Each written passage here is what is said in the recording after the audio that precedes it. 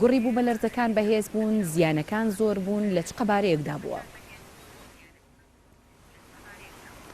وڵا یەک کە گوڕی یەکەم جاریان بەرز بوو دووبارە بوونەوەکەی ترسەکەی زیاتر کردووە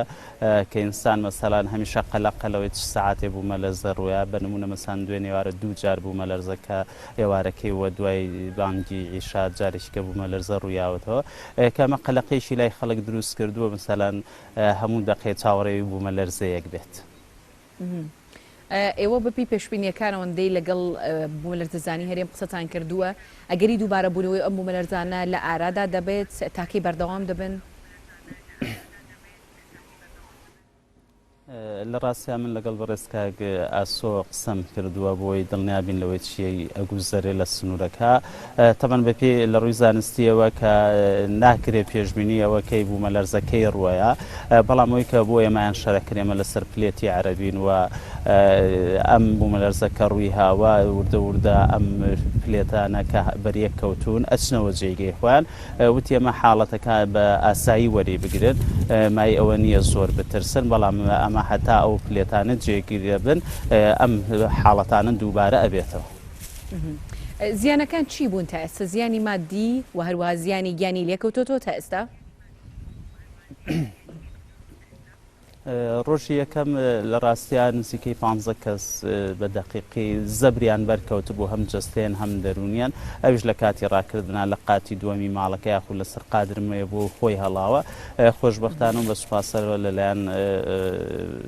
نەخۆشخانی گشتی شەیدانی پێنجوێنەوە دکتۆر کارمەندە بەڕێزەکان عیلاجکران ڕۆشنەوە ماڵەوە وەکو بینای حکومی کتێبخانە و نەخۆشخانی گشتی شەیدان بانقی باشمان کۆمەڵی بینای کەمان هەیە کە زەرەری بەرکەوتون و بینای ماڵەکانیش هەندێ ماڵ هەیە کە بەڕاستی خانوەکانیان تەقیوە و زەرەریان لێکەوتووە ئەمانە ئەو زیانانە کە لە ئاکامی بوومەلەرزەکە بووە تووشی خەڵکەکەمان بووە. باشە ئەگەر پرسیاری ڕەوشی بریندارەکان بکەین لە ئێستا دۆخی تەندروستیان چۆنە گەڕاونەتەوە ماڵەکانی خۆیان؟ سوپاس بە خوارە شەوە گەڕانەوە چونکەیان بوو دەستی لە جێچوو بوو هەیان بوو دەستی تووشی تەقین و قلیشان بوو هەرو شەوە عیلاجیان بۆ کرا چوونەوە ماڵی خۆیان. باشە زۆر جار لە کاتی ڕوودانی بوومەلەرزەدا لە هەرێمی کوردستان یعنی ئەگەر سەیری بوومەلەرزەکەی چەند ساڵی ڕابردوش بکەین کە چقی بوومەلەرزەکە دەربەنی خان بوو زیانێکی مادی زۆری لێکەوتەوە زیانی گیانیشی لێکەوتەوە باڵەخانە حکوومیەکان مزگەوتەکان قوتابخانە و نەخۆشخانەکان دەبینین زیانێکی زۆری بەردەکەوێت لە سنووری قەزای پێنجوێن هاوشێوەی ئەو بوومەلەرزەی کە لە چەند ساڵی ڕابردوودا لە دەربەنی خان ڕوویدا بینا و باڵەخانە حکوومیەکان چ زیانێکیان بەرکەوت؟ زیاتر ئەو بینانە تووشی تەقین بوون یاخود دیکۆری بیناکان کە بەبەردا دیکۆرەکان کەوتونەتە خوارەوە سەقفەکانی کە پلاستیک و تەپەتۆرەوانە کەوتونەتە خوارەوە چ مزگەوت بێت چه باڵەخانەی حکومی بێ زیاتر ئەو زەرارانە بوون. باشە بۆچی یعنی هەمیشە باڵەخانە حکوومیەکان شوێنە گشتیەکان مزگەوت و پەرزگە و خوێندنگاکان یعنی ڕوبەڕووی زیانی مادی دەبنەوانێ یعنی کوالیتیان خراپە یاخود پێویستیان بە نەوژەنکردنەوە هەیە پێویستیان بە چاکردنەوە سییانە هەیە؟ وڵا بەشێکیان پێویستیان بە نۆژەنکردنەوە هەیە چونکە ئەو بینانە دەمێکە دروستکراون و بەشێکیشیان پەیوەندی بەوە یەکەم باڵەخانانە باڵەخانەی گەورن هەمیشە و باڵەخانە گەورانە زیاترە هەژێن و بەشێکیشیان بە دڵنیای پەیوەندی بەوەیە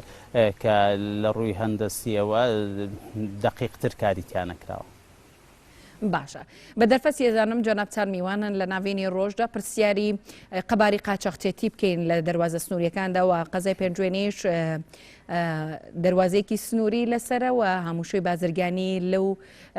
سنوورەدا گەرمە ئەوە هەوڵەکانی ئێوە چی بووە بۆ سنووردارکردنی قاچەقچێتی بەتایبەت لە خاڵە سنووریەکانی سنووری پێنجوێن؟ لە ڕاستیا و دۆسێ ئێستا لای سەرۆکایەتی حکوومەتی هەرێمی کوردستانە ئەوان خۆیان چاودێریەکەن و خۆیان لیژیان بۆ پێشێناوە و هێزی بۆ دروستەکەن لە ڕاستیا و دۆسێ ئێستا لای ئێمە نییە ئێمە لە کاتی خۆیان قسەمان لەسەر کردووە و سەری خۆمان ئاگادار کردو ئێستا دۆستێکە لە ئاستێکی باڵایشی لەسەرەکە لە سەر ئاسی سەرۆکایەتی ئەنجومەنی وەزیرە. باش ئێمە ئاگاداری ئەو لیژنەیە کە پێکێنراوە بەڵام وەکو ئیدارەی پێنجوێن یعنی چه هەوڵێکتان داوە بۆ سنووردارکردنی ئەو قاچاقچێتی کە هەیە تەنانەت ئێستا باز لەوەش دەکرێت کە کنگر و گیابەهاریەکان کە لەم وەرزەدا دەردەکەون و مامەڵەیان پێوە دەکرێت و خەڵک خواستی لەسەر لەلایەن خەڵکەوە بە قاچاق دێتە ئەم دیوەوە. وڵات گیابەهار و شدا سایەوە هەموو ساڵێک هەر لە مەرزەکانەوە بەڕەسمیە ینی شتێکی هەم قرس نییە چونکە بە تایبەتی ئەم ساڵ ئەگەر سیر بکەین بارانبارین و بەفربارین لە سنووری خۆمانە زۆر کەمەوە لەبەرەوەی لە کوێستانەکانی خۆمانە گیابەهار و ڕێواس و پیچکوانە زۆر کەمە هاتنی ئەو شتانە شتێکی قورس نیە بەڵام دۆسێ قاچاقەکان ئەوەتر لەلایەن سەرۆکایەتی ئەنجومەنی وەزیرانەوە ئیشی لەسەرکرێ ئومێد دەکەین نەک لە پێنجوێن لە تەواوی کوردستانە ڕۆژانە کە خۆمان لە ئیعلامە ئاگامان لێ بێت ئومێد دەکەین ئەوە هەمووی ڕێکرێتەوە و حکوومەت و چاکسازیە کە دەسیاوەتێ بە نەتیجەی بگەێنێ بۆی خەڵکەکەیش ئینشەڵا بکەوێت. باشە ئێوە چۆن دەرەنجامەکانی ئەو چاکسازیە دەبینن وەکو ئیدارەی پێنجوێن هەستەکەن قاچاقچێتی یاخۆت قەبارەی قاچاقچێتی لە سنوورەکەدا کەم بۆتەوە؟ لە ڕاستیا بە حکومەوەی ئێمە مەرزەکان ڕاستەوخۆ سەر بە ئێمە نین سەر بە وەزارەتێکی کەن و لە شوێنێکی کەوە ئیدارادرێ نەتیجەی ئەوانە بێ بەڕاستی حکومەت خۆی ببینێ و لیژنە باڵا ببینێ و مەوزوعی ئەوەی کە داهات زیاکە کەمەکە بارەکان کەمەکە زیاکە و داتانە نەیەتەوە لە ئێمە ژاگامان لێ بێت چونکە سەر بە جیهەتێکی کەن بەڵام ئومێ دەکەین لە ماوەیەکی ناڵێم نزیکە بەڵام ساڵێکی کە نەتیجەیە و کارە چاکسازیانە ببینین چونکە کە چاکسازی کرا بە ژیانی خەڵکەوە دیارە بێ پرۆژەکان نەکەوێتەوە گەڕموچەی خەڵک چاکە بێ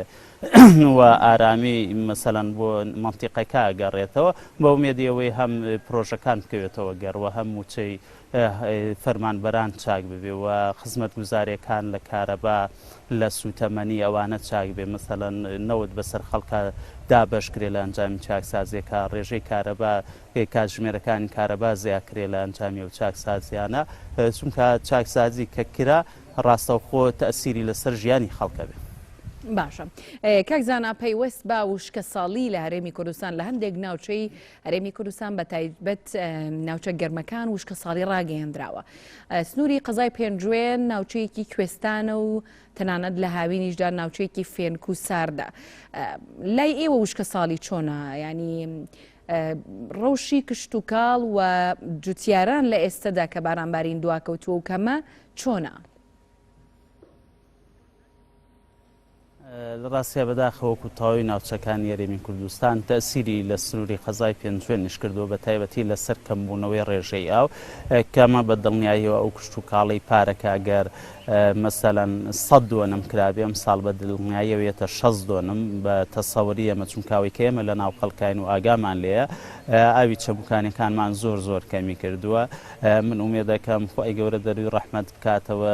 نەک لە پێنجوێن لە تەواوی کوردستان ئەم ماوی کە ماوە بارانێکی بە ڕەحمەت ببارێ چونکە ئاوی کانەکانمان کەمی کردووە ئاوی چەمەکان کەمی کردووە ئەمە لە پێنجوێن لە دوو لاوە تەئسیریە لایەکیان ئاوی خواردنەوەی سنووری قەزاکێ چونکە بەشێک لاوی سنووری قەزاکە لە کانیاوەکان دابی نەکرێ و بەشێکی کێشی لە بیرەکان دابی نەکرێت کە هەردووشیان کە کەم ئاوی ڕووی تێیەکە تەئسیر لە سراوی خواردنەوەی سنووری قەزاکەمانەکە لە ڕووی کوشت و کاڵیشەوە بە دڵنیاییەوە تەئسیری کردووە لە ڕووی ئاژەڵداریشەوە بە دڵنیاییەوە هەر تەئسیر دەکات. باشە لە ڕووی کشت و کاڵیەوە چ زیانێکی گەیاندووە لە هەندێک ناوچە باز لەوە دەکرێت کە بەروبوومی ئەم ساڵیان بە تەواوەتی فەوتاوە ئەگەر بارانیش ببارێت نابوژێتەوە بۆ سنووری قەزای پێنجوێن و ئەو بەروبوومە کشت و کاڵیەیەنی